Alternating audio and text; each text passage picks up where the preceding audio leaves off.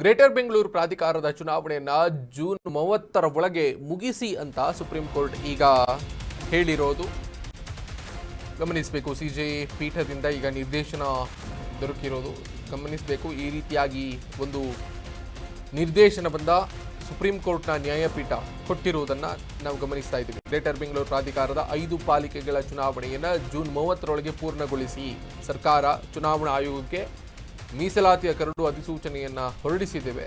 ಅದರ ನಿರ್ದೇಶನದಂತೆ ಜೂನ್ 30ರ ಒಳಗಾಗಿ ಚುನಾವಣೆಯನ್ನು ಮುಗಿಸಬೇಕು ಅನ್ನೋದಾಗಿ ಹೇಳಿದ್ದಾರೆ. ರಾಜ್ಯ ಸರ್ಕಾರದ ಪರ ಅಭಿಷೇಕ್ ಮನು ಸಿಂಘ್ವಿ ವಾದವನ್ನು ಮಂಡಿಸಿದರು. ಮಾರ್ಚ್ 16ರ ಒಳಗೆ ಮತದಾರರ ಪಟ್ಟಿ ಅಂತಿಮ ಆಗಬೇಕು.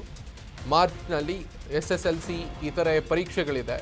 ಸೊ ಹಾಗಾಗಿ ಅದರೊಳಗೆ ಈ ಎಲ್ಲ ಕರಡು ಪ್ರತಿ ಆಮೇಲೆ ಮತಪಟ್ಟಿ ಇದನ್ನೆಲ್ಲ ಕೊಡುವಂಥ ಕೆಲಸ ಆಗಬೇಕು.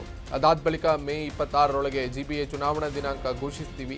ಜೂನ್ ತಿಂಗಳೊಳಗೆ ಚುನಾವಣೆ ಪ್ರಕ್ರಿಯೆ ಪೂರ್ಣಗೊಳಿಸ್ತೇವೆ ಅನ್ನೋದಾಗಿ ಚುನಾವಣಾ ಆಯೋಗದ ವಕೀಲರಾಗಿರುವಂತಹ KN ಫಣೀಂದ್ರ ವಾದ ಮಂಡಿಸಿದ್ದಾರೆ. ಫೆಬ್ರವರಿ 20ರೊಳಗೆ ಅಂತಿಮ ಮೀಸಲಾತಿ ಹೊರಡಿಸುವುದಕ್ಕೆ ಸೂಚನೆಯನ್ನು ಕೊಡಲಾಗಿದೆ.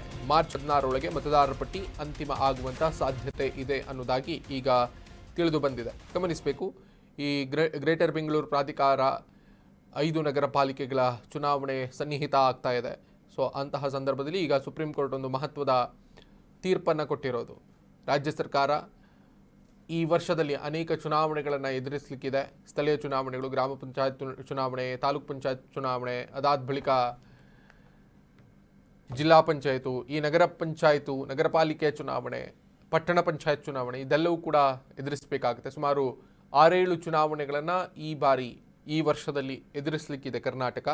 ಸೊ ಆ ಸಂದರ್ಭದಲ್ಲಿ ಈಗ ಸುಪ್ರೀಂ ಕೋರ್ಟ್ ಈ ಗ್ರೇಟರ್ ಬೆಂಗಳೂರು ನಗರ ಪಾಲಿಕೆಗಳ ಚುನಾವಣೆಯನ್ನು ಜೂನ್ 30ರೊಳಗೆ ಪೂರೈಸಬೇಕು. ಅದರ ಒಳಗಾಗಿ ಎಲ್ಲ ಮತಪಟ್ಟಿ ಪ್ರಕ್ರಿಯೆ ಇದೆಲ್ಲವನ್ನು ಕೂಡ ಆದಷ್ಟು ಶೀಘ್ರದಲ್ಲಿ ಪೂರೈಸಿಕೊಳ್ಬೇಕು ಅನ್ನೋದಾಗಿ CJI ಇರುವಂತಹ ಒಂದು ನ್ಯಾಯಪೀಠ ಸರ್ಕಾರಕ್ಕೆ ಆದೇಶಿಸಿದೆ. ಸರ್ಕಾರದ ಪರವಾಗಿ ಅಭಿಷೇಕ್ ಸಿಂಘ್ವಿ ವಾದವನ್ನು ಮಂಡಿಸಿದರೆ, ಗ್ರೇಟರ್ ಬೆಂಗಳೂರು ಪ್ರಾಧಿಕಾರದ ಪರವಾಗಿ, ಚುನಾವಣಾ ಆಯೋಗದ ಪ್ರಾಧಿಕಾರದ ಪರವಾಗಿ ಫಣೀಂದ್ರ ಹಿರಿಯ ವಕೀಲರು ಅವರು ವಾದವನ್ನು ಮಂಡಿಸಿದ್ದಾರೆ.